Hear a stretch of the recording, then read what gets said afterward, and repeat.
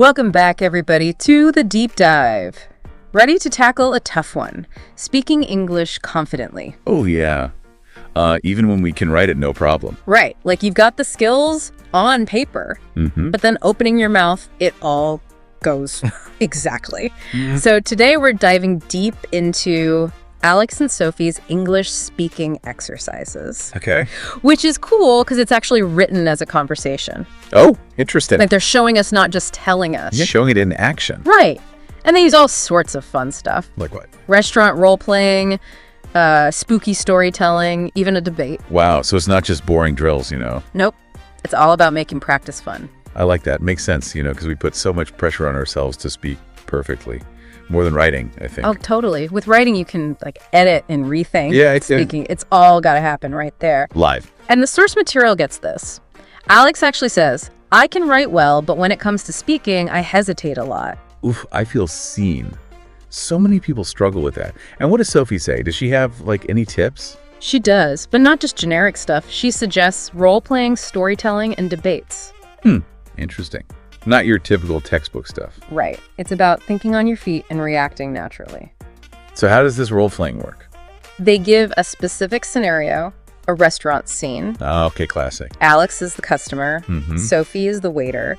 And they even give some sample dialogue to start. Okay, so what are they saying? Well, it starts simple. Alex asks for the menu. Okay. Then orders a grilled chicken sandwich and lemonade. Basic stuff, but hey, it gets him talking. Exactly. But then What does Sophie do?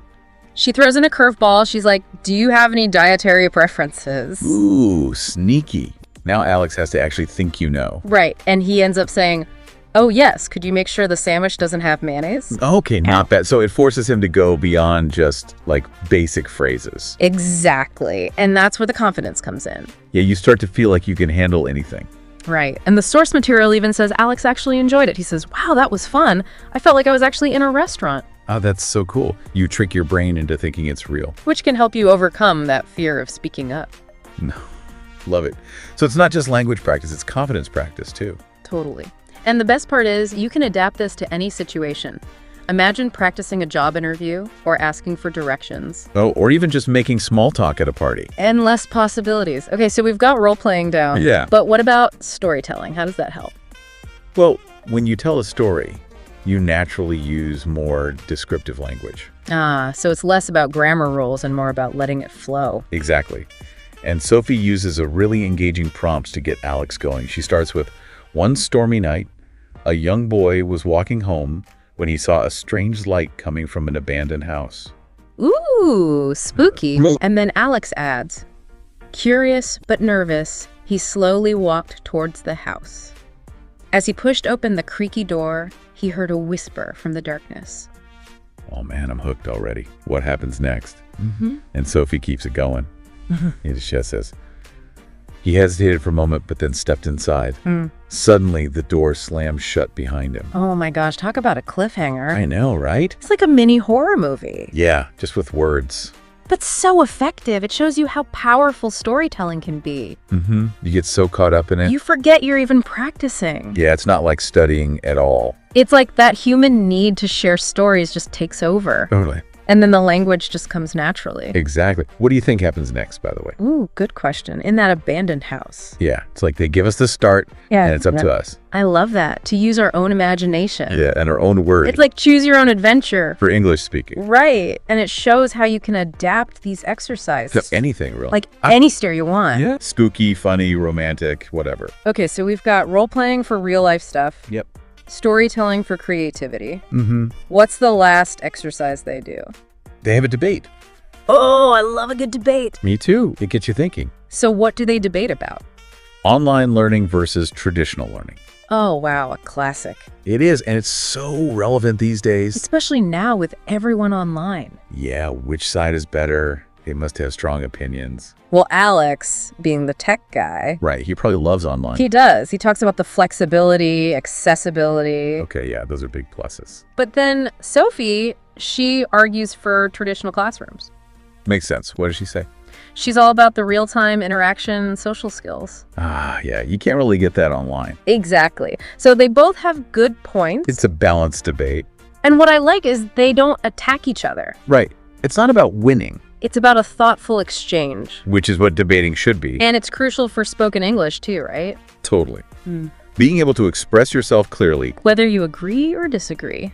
it makes you a better communicator overall. And the debate format forces you to think on your feet, Yeah, come up with arguments. defend your position, It's a workout for your brain. and you learn new perspective. New vocabulary, too. Oh, and they don't even declare a winner. Really? Nope. Interesting. They leave it open-ended. So, no right answer. Exactly. It's like real life. I like that. It makes you think for yourself. Right. It's not about being told what to think. It's about weighing the pros and cons. And in deciding what works for you. So even if you're like a diehard online fan, Or you love traditional classrooms. this debate makes you think critically About both sides. and articulate your own stance. It's amazing how Alex and Sophie make practicing spoken English fun and interesting. They really do. And it's not just random exercises, Each activity has a purpose. Yeah, like role-playing helps with real-world situations. Right. And storytelling gets those creative juices flowing.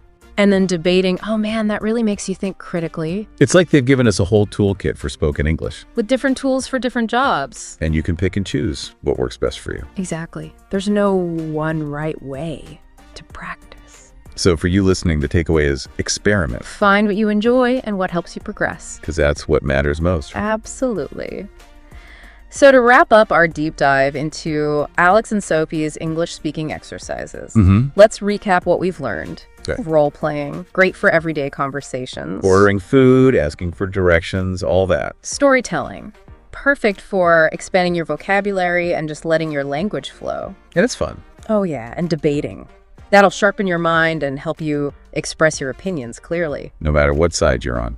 And honestly, these skills aren't just for English learners. Oh, you're right. They help in all parts of life. Work, relationships, everything. So as we say goodbye for now, we challenge you.